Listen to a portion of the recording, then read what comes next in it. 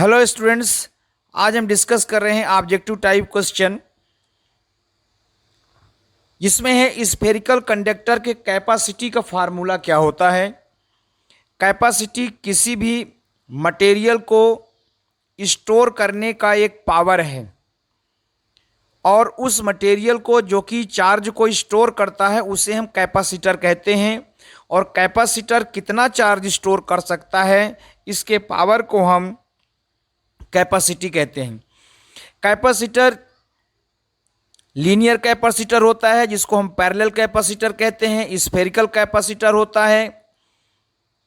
तो different type के capacitor होते हैं। हम यहाँ पे देखेंगे कि अगर कोई स्फेरिकल कंडक्टर है तो उसके कैपेसिटी का फार्मूला क्या होगा। तो इसके ऑप्शन दिए हैं C = 1/4 पाई एप्सिलॉन 0, बी दिया है C = 4 pi epsilon 0 R। R क्या है? रेडियस है, जो कंडक्टर है उसका रेडियस है। नेक्स्ट दिया है C = 4 पाई एप्सिलॉन 0 R² और नेक्स्ट ऑप्शन है 4 पाई एप्सिलॉन 0 R³। फ्रेंड्स, इसका करेक्ट आंसर आप देखें, इसका जो करेक्ट आंसर है वो है B number, C = 4 pi epsilon 0 R। It means जो कैपेसिटर है वो स्फेरिकल कंडक्टर की जो कैपेसिटी है वो C = होता है 4 pi epsilon 0 R। Next question है कि यदि कंडेंसर में हम एयर की जगह डाइलेक्ट्रिक कांस्टेंट K का एक डाइलेक्ट्रिक मीडियम को यदि हम इंसर्ट करते हैं, प्लेस करते हैं, तो कंडेंसर के कैपेसिटी में क्या इफेक्ट पड़ेगा। फर्स्ट है K टाइम्स रिड्यूस हो जाएगा, K टाइम्स इंक्रीज हो जाएगा, अनचेंज हो जाएगा, नॉन मतलब कुछ भी नहीं होगा। तो इसका जो करेक्ट आंसर है K टाइम्स इंक्रीज हो जाएगा, क्योंकि जैसे हम डाइलेक्ट्रिक मीडियम यूज करते हैं अगर उसका डाइलेक्ट्रिक कांस्टेंट K है तो उतने टाइम्स उसका जो कंडेंसर है उसकी जो कैपेसिटी है कंडेंसर की वो इंक्रीज हो जाएगी। जो डाइलेक्ट्रिक कांस्टेंट है ये एक यूनिटलेस क्वांटिटी है, इसको हम कभी कभी एप्सिलॉन R से भी रिप्रेजेंट करते हैं। फार्मूला होता है epsilon = epsilon 0 epsilon R। Epsilon 0 जो है एयर का परमिटिविटी है, एप्सिलॉन जो है ये मीडियम, ये एब्सोल्यूट है। तो इस तरह से हम देखेंगे कि उसका K times dielectric constant increase हो जाएगा। नेक्स्ट क्वेश्चन है कि कोई मेटेलिक वायर है उसमें जो करंट फ्लो होता है तो करंट फ्लो होने का रीजन क्या है।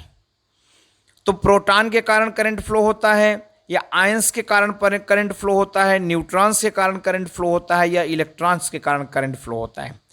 तो फ्रेंड्स, प्रोटॉन जो है न्यूक्लियस के अंदर होता है, इसलिए मेटेलिक वायर में जो करंट फ्लो होगा वो प्रोटॉन के कारण नहीं होगा।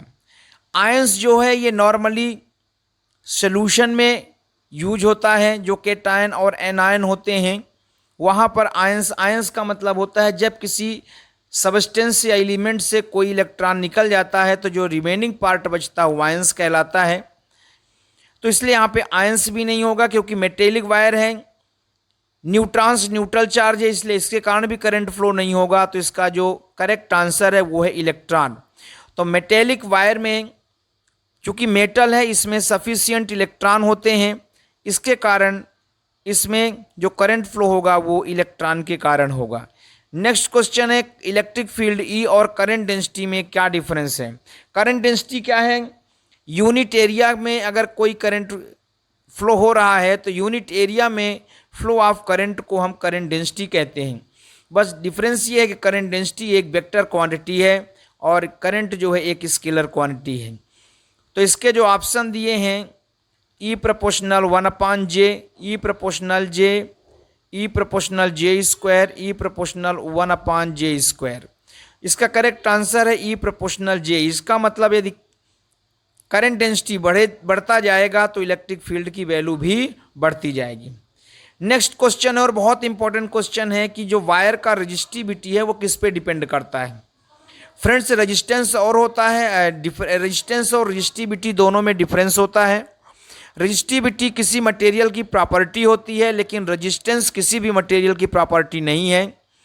रजिस्टिविटी किसी भी मटेरियल के लिए फिक्स होता है, लेकिन उस मटेरियल के लेंथ और विड्थ के बेस पे उसका रेजिस्टेंस चेंज हो सकता है, लेकिन रजिस्टिविटी फिक्स होता है। तो इसका है लेंथ पे डिपेंड करता है, एरिया पे डिपेंड करता है, शेप और मटेरियल में।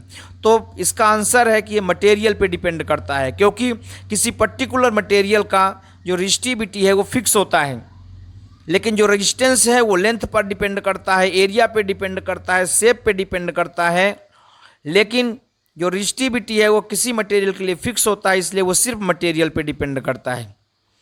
नेक्स्ट क्वेश्चन है, अगर हम टेम्परेचर इंक्रीज कर देते हैं तो रेजिस्टेंस किसका डिक्रीज होता है? तो इसका जो रीजन है, तो जब हम टेम्परेचर इंक्रीज करते हैं तो किसका रेजिस्टेंस डिक्रीज होता है? तो फ्रेंड्स, जो कंडक्टर है उसमें ऑलरेडी सफिशिएंट इलेक्ट्रॉन पाए जाते हैं। जब हम टेम्परेचर इंक्रीज करते हैं तो उसमें नंबर ऑफ इलेक्ट्रॉन और ज़्यादा हो जाता है। जब नंबर ऑफ इलेक्ट्रॉन ज़्यादा हो जाएंगे तो इलेक्ट्रॉन का आपस में कोलिजन होगा, जिसके कारण उसका जो रेजिस्टेंस है इंक्रीज हो जाता है। लेकिन जो सेमीकंडक्टर है, तो सेमीकंडक्टर में लेस नंबर पे इलेक्ट्रॉन होते हैं। जैसे हम टेम्परेचर इंक्रीज करते हैं तो सफिशिएंट नंबर में इलेक्ट्रॉन होते हैं। जब सफिशिएंट नंबर में इलेक्ट्रॉन हो गए तो कंडक्टिविटी उसकी बढ़ जाएगी सेमीकंडक्टर का, और उसकी रेजिस्टेंस कम हो जाएगा। इसलिए टेम्परेचर बढ़ाने पे सेमीकंडक्टर का रेजिस्टेंस कम हो जाता है, लेकिन कंडक्टर का जो रेजिस्टेंस है वो इंक्रीज हो जाता है। तो फ्रेंड्स, हमने डिस्कस किया। आप हमारे चैनल को सब्सक्राइब करें, लाइक करें, शेयर करें, कोई प्रॉब्लम है तो कमेंट करें। Thank you very much.